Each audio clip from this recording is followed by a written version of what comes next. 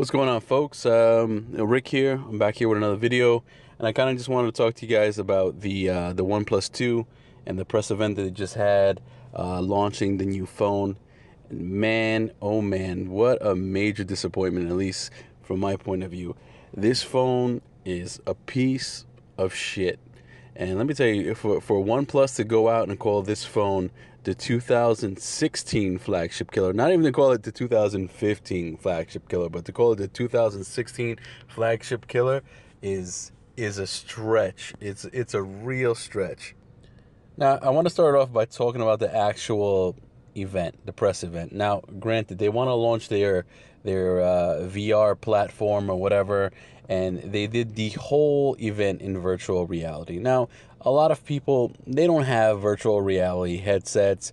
No one's going to go out and spend $25 and get a cardboard headset just to watch the unveiling of the new OnePlus 2. So for them not to have an option just to watch the unveiling of the OnePlus 2 in a regular video, you know, they made you like take your phone and move it at every angle around the room and follow the guy that was walking left to right. I just thought it was really cheesy and really stupid, and it didn't do much for me.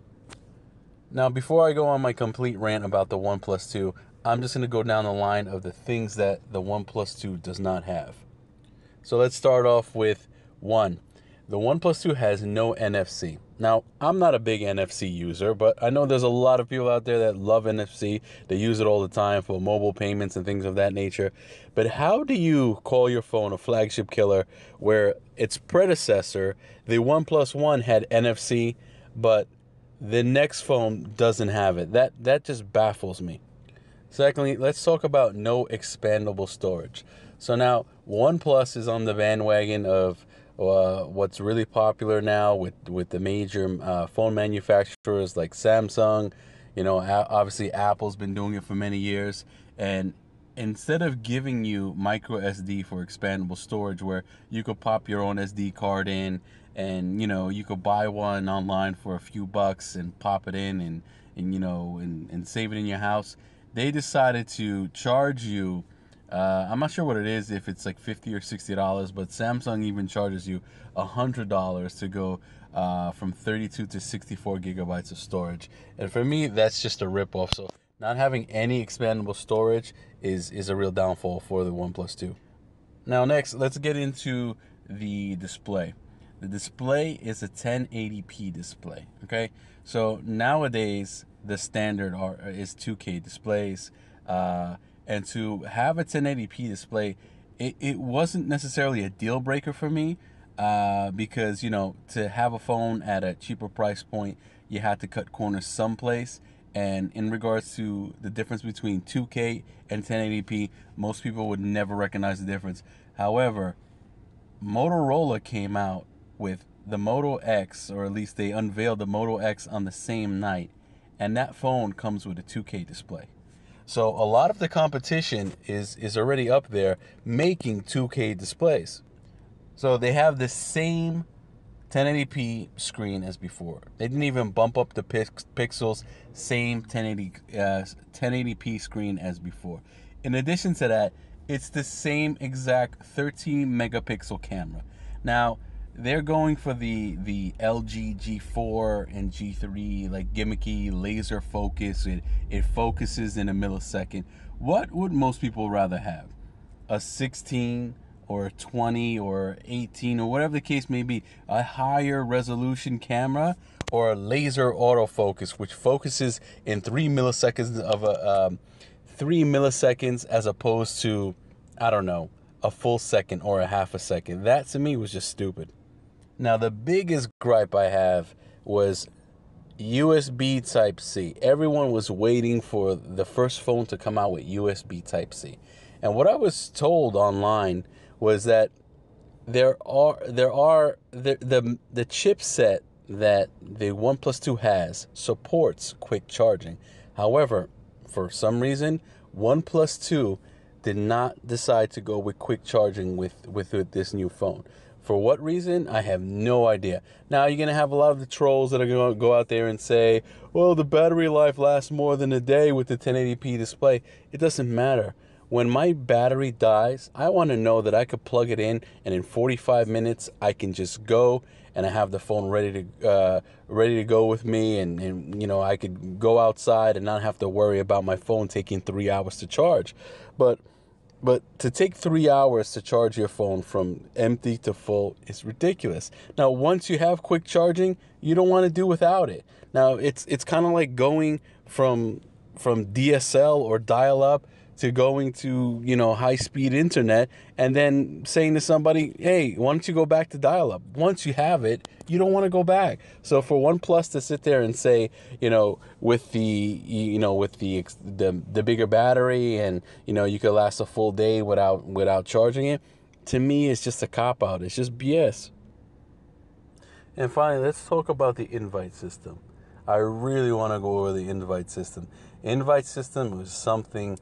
Granted, the OnePlus group, they had to do it because, you know, they didn't have enough inventory. They were a startup company the first time around. But to continue with an invite system now, it's just stupid. It's just cheap. And it just shows how, you know, small potatoes OnePlus as a brand, as a company really is.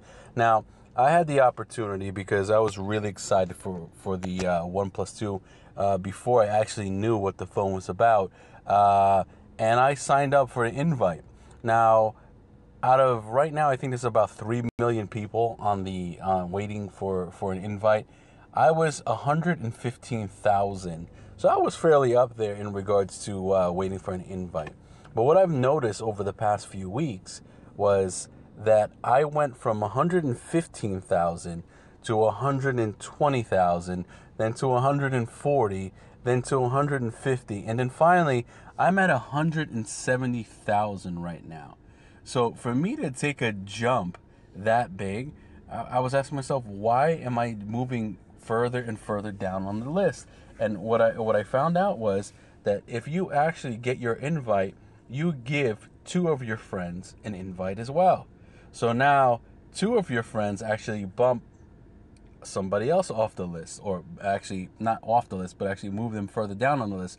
So on and so on. So I actually went from 115,000 to 170,000 in a matter of a week and a half. Now, me being that high up on the list, I figured I would get a phone call, an email, something to say, you know what, you're almost there. But I haven't heard anything from OnePlus. And just to move further and further down on this invite list, it's just stupid. Now let's just talk about the competition. I've never had a Motorola device before. I've always been a big Samsung user. I had some LG phones, and I even had a few HTC phones. Now, I saw the unveiling of the new Moto X, and let me tell you something. I was extremely impressed.